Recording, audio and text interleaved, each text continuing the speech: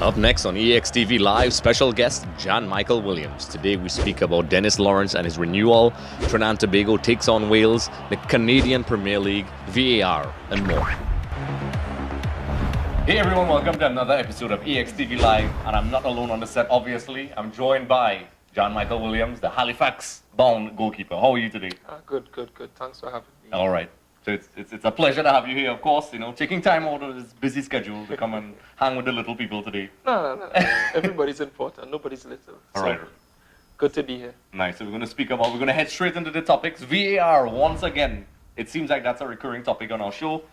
John is a fan of Juventus. Wow. That's no big secret at all. He's a huge fan. It's a good taste. I'm a fan of Syria. I like Inter Milan, but I respect that you like Juventus. Because people usually like the typical teams. And obviously it goes without saying, goalkeeper, Buffon. Yeah, I mean, the old lady, Italian football, massive team, massive infrastructure in Juventus. And yeah, tough result on the road this week, but hopefully we'll bounce back. Yes. So speaking about that result, VAR, as I said at the beginning of this conversation that's going to get heated, I guess, VAR seems to be, a love-hate topic for a lot of people. An important decision against Alvaro Morata. A goal was disallowed for Atletico Madrid, as well as in the Man City game as well. There was some controversial calls. Some people say it was okay, but that particular decision by VAR with the goal that was disallowed by Morata, what are your thoughts on that? VAR is here to help. I think with the introduction of VAR, there's less room for error. Obviously, it's up to at the end of the day, it's up to the interpretation of the referee. But as you've seen with the push from Morata on the back of Giorgio Chiellini, you could clearly see his both hands were on his back. I can tell how hard the push or soft the push was, but with VAR we can see two hands being placed on the back, and to me that's a foul. Giorgio Chiellini, as well as a lot of the Italian defenders, use what we know as the dark arts. That was him just showing us a perfect example, feeling the touch and going over quite easily, but Morata should have known better there and not put the hands on the back. Yep, and it adds a lot of spice to the game, Juventus, the art of defending. For those of you who forgot that defending is a wonderful art, shown better, but, it shows its true beauty in the Italian league. Yeah. So with that being said, a lot of people say that with VAR, there's the people who love it. I'm one of those guys that is pro VAR because I think it takes away a lot of errors. But with new technology, there's new problems. Yeah. For For example, I heard a lot of people saying that sometimes the replays make certain things look a lot worse than they really are. Like when you look at something in slow motion, and it's a valid argument. I can see that, maybe a casual shrug or a 50-50 battle in the box may look worse in slow motion. You covered the World Cup and you saw a lot of incidents during the World Cup as well. So do you think that, just, playing devil's advocate here, do you think the replay probably made it worse, or do you? As I said before, VAR is here to help. Yeah. Sometimes in the heat of the moment, with the speed of the game, it's hard for the referees and the assistant referees to pick up every single infringement. And definitely, there were hands on the back of Chiellini, and no doubt, for me, it's a foul. Again, we cannot say how hard or soft the push was, but you can clearly see two hands on the back. Again, VAR is here to help, and I think it's doing its part to make sure that we can have fair games. Yes, because so far, criticisms or not, VAR has looked to me, it's doing its job. Sure, there's problems. I agree with you, it's here to help. Yeah. And I think it's doing a good job, and the sooner they get in the Caribbean region, which is where we are from, specifically Trinidad and Tobago, I think it will benefit everyone. It takes the errors out of the game. Definitely. And, a lot of people argue the interpretation, and that's something that, Paul, Declan, and I discussed in great detail last week. But I think we're in a transition period, and we'll see how it goes. Yeah, definitely. It will be hard initially for people to accept, but even looking at the Premier League on Friday, we saw a goal allowed that Chicharito clearly used his hand to get the ball in the back of the net, and with VAR, that goal would have been disallowed. Yep. So again, VAR is here to help. I think we'll see more positive remarks and comments coming out of it than negative, and yeah, it's here to help. Yeah, and it raises another question as well, just to end off this topic, it seems to be working well in Syria, it seems to be working well in the Champions League, and it begs the question why, the English Premier League seems to be a bit hesitant to use it. But I'll let you guys let me know what you think about that. But, I find it a bit strange that it's not in what people debate as the most popular and most, the best league in the world, if you want to call it that. Yeah. We'll leave that in the poll below and see what you really think about that. Two of us are Serie A fans, so we'll see. But what do you think is the reason the English Premier League is having a hard time adapting to this VR thing? They consider themselves the home of football, the mecca of football, and they want to do things on their own timing, their way.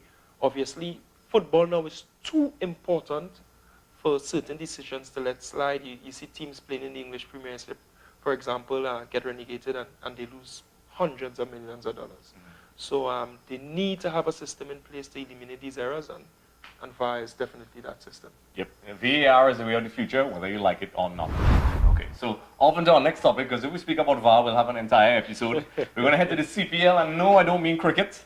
It's the new Canadian Premier League. It's a wonderful league. Jan, we did an interview with Jan just a couple of weeks ago. You could check that out in the description below, where we spoke about his imminent transfer. But as someone who's actually going to head across there, it's an exciting new league. You know, as a player, as a person, what are your thoughts on being part of such an exciting new endeavor? Yeah, it's amazing. Being a part of this inaugural season in the Canadian Premier League is massive. I have to say thanks to Stephen Hart for having that faith in me to come across and to get the job done, or to help him, assist him in getting the job done. And yeah, it's just it's exciting times for me. I want to make sure that I go across there healthy, fit, able to impose myself on the league, on most of the players on the team, to help them to progress as well. And yeah, just to do the best as we could as a team and as a unit. Yep. Because you know, this league represents not just a new avenue for Trinidad and Tobago players, but also with the region and the CONCACAF Nations League, the Gold Cup. There's a lot of tournaments, so Canada is definitely letting people know that they're heavily back into the football development, and they want to make a statement. This league is a statement move as far as I'm concerned. Yeah, and it's good for the Trinidad and Tobago players, and even the Caribbean players at a larger extent. I think it's an opportunity for players in the region to go out and to showcase their talent, to get an opportunity to play high-level professional football in a good environment. And I'm really looking forward to not only playing against each and every team in the league, but a lot of the players in the region. We have players that have signed there that I've been looking on social media and seeing players that have signed from the likes of Haiti, Jamaica, from some of the smaller islands as well, and even players within CONCACAF, players from Costa Rica, Mexico, and so on. So exciting times. Yep, you know, and the first game, I think, I could be mistaken, it's going to start in March, I believe. Is it March? Yes, definitely. So, you know, people look forward to that. We'll definitely be keeping track of Jan. It's definitely going to start in April. Sorry, pre-season starts in March. Sorry, my head is so much wrapped around this pre-season. I think we have an extended period, I think 7 weeks of pre-season, and our first game is on the 28th of April. Well, technically, as a player, the season begins in the pre-season. Yeah, definitely, definitely. He speaks as a player, not as a fan or an analyst like us who sit on our couches and speak about football. Yeah. You know, so listen, this looks like an exciting adventure. We will definitely be keeping track of you and Elton John and all those guys across there and all the Caribbean and Trinidad and Tobago players. Yeah. And it looks very exciting. I'm excited. You never know, I may end up there and be screaming at Jan behind the goal somewhere in Halifax. No, and look forward for more Trinidad and Tobago players heading across to other teams in the Caribbean, in the Canadian Premier League. We have a lot of players from Trinidad that are gaining interest from some of the teams. And yeah, I'm excited to meet up with them and to play against them as well. Yep, so we're going to head into another topic, but just to let you guys and gals know, this is a very highly interactive segment, so you could comment in the comment section below. You all decide the topics. No longer it's the machine, the network, the media. This is for everyone. Everybody wants to speak about football. There's no filters here. You can ask whatever you want. Put it in the comment section below. If we don't speak about it this week, we'll speak about it next week or the week afterwards or forever and ever. So with that being said, we're going to head across back to Europe. Chelsea, a club that has a lot of love-hate relationship with its fans, apparently, these days. They have received a ban for 2 transfer windows, I believe, for basically not adhering to the rules of signing players under 18. This seems to be, I think, when a lot of these clubs, I think Barcelona had a problem a couple of years ago.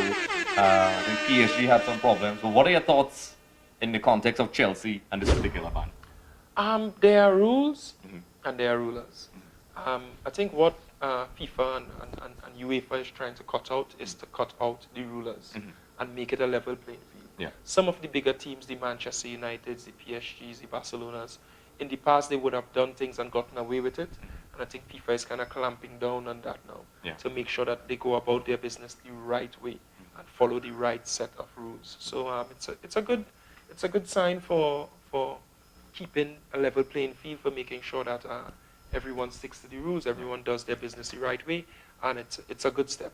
Unfortunately for Chelsea, they have a 2-window ban. Hopefully, and I say this hopefully, Eden Hazard gets to leave because he said his mind is made up, and we all know he's heading to Real Madrid. Yep. Hopefully he gets to leave, and hopefully it doesn't affect Chelsea too much. Yep. I mean, I'm kind of glad to see that they are cracking down on these teams, because we all know, I mean, I hate to say this and sound cynical, there's a lot of corruption that goes on in the game that spoils the game for everyone. Yeah. And it's good to see that they're putting their foot down. Definitely.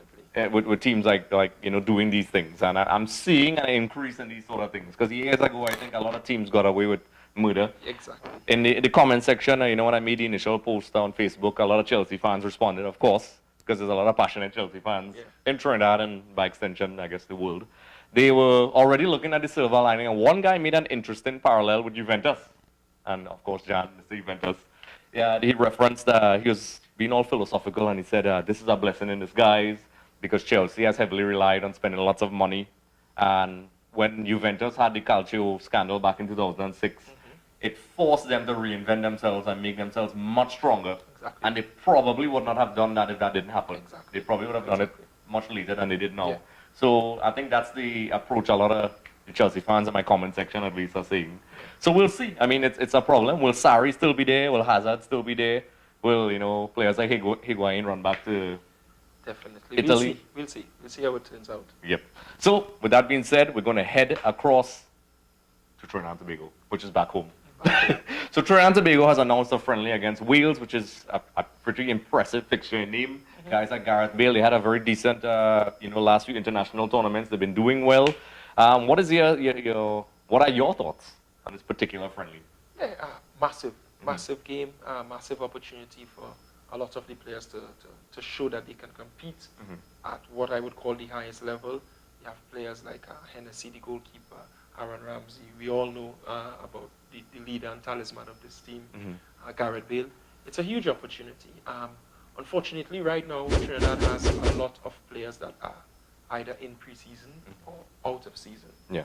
I think the coach just has to find a way, and I know he will, because he's a very determined individual. I think he just has to find a way to get a good blend of players, get them physically and mentally prepared, because it is going to be a challenge. Yep. And, this is a good insight from an actual player, because sometimes, when you sit down and you analyze things, there's little intangibles that people on the outside can't see. Even the most detailed analysts can't see little things. But you made an interesting point about, match fitness. The league finished a long time ago. A lot of these guys have not been playing. So it's an interesting challenge for international coaches. They receive the players in their particular international windows. There's only so much that is in his hands. And not just Dennis Lawrence, but other coaches as well, where you can't just miraculously make the players fit. You have to work with the pool you have. And that's, these are the little obstacles. But I think playing, high-profile friendlies against teams like this could only serve us well. I think a couple of years ago we played Uruguay, Peru, and then several years back, Argentina as well, which I was down there as well. Loved it. John basically scared the crap out of Lavezzi and those guys. I remember, I think Johan Marshall was speaking about this one time. He blocked Messi a short goal. I think it was off the line. Off the line, yeah. Listen, we played really well. I don't care what anybody said. A lot of people wrote us off, and we showed the world that we are a team you take seriously. Well, that was, to be honest, that Argentina friendly was mere weeks before Argentina went on to the World Cup final against Germany. So we have the potential, we have the talent, we have the ability here in Trinidad and Tobago. I think the problem that sometimes gets the better of us is just the mentality. I think once the coach is able to instill that right mentality into the players, I think the sky's the limit. We've already qualified for a World Cup, so the possibility is there for us to do it again. Again, I think it's the mindset. You have players right now, as I said before, that are on off-season or in pre-season, but I think once they have the right mindset moving into this game, I think they can get a positive result. I agree. Or we can get a positive result. Yes, we. Because, the potential is there, and just to echo what you're saying, we just need to tap into that and, capitalize and recapture what we did in 2006. Because it's always been there. Lots of people around the world recognize it. And I think sometimes we are the ones that need to acknowledge it. Not just the players and the administrations, but also the fans as well. So sticking with local football, Dennis Lawrence has renewed his contract with the national team for a further 2 years, if I'm not mistaken. You know, Dennis Lawrence, a former legend for Trinidad Tobago. I mean, he scored an amazing header that took us to the World Cup against Bahrain many years ago. He had a wonderful career at Everton under Roberto Martinez. Then he was with the national team with Belgium as well. And he came back to Trinidad and took on, which is a very huge challenge. You know, we are not in a great state in terms of environment, football-wise. But I think he's doing a pretty good job. So what do you think about Dennis Lawrence and his renewal for 2 more years? Again, they have a board of directors at the federation. And ultimately, I think Dennis Lawrence will be judged efficiently and adequately enough. And at the end of the day, any coach is judged by their results and their performances. He's coming at a difficult period. Let's be honest here. Let's not make any joke about it. It is a difficult period. And you can look at it one of several ways. I'm an optimist, so I always think people should be given a fair chance and opportunity. And I always believe in the ability of the national team, regardless of who the players or the coach are. So he has another, I think it's 2 or 2.5 years as the coach. And as I said, a coach will be judged by his results and his performances. So we'll see how that goes. Unfortunately, that's the cut and dry nature of sports. You know, results. It's all that matters. So, you know, it requires a lot of patience, and it's down to the interpretation of whoever is making those decisions. Exactly. I mean, I think from what I've seen when he first came until now, I've seen certain things that I liked, but I mean, I'm not the guy making the decision. So we'll see how it goes, and best of luck to him and the national team. I was on Trinidad Tobago to do well, so we'll see how it goes. So with that being said, we're going to head into the Q&A segment where you all ask us questions. Thanks for watching. If you want to check out more, look at this video, and don't forget to click the subscribe button, because when you do, one of your enemies will be destroyed.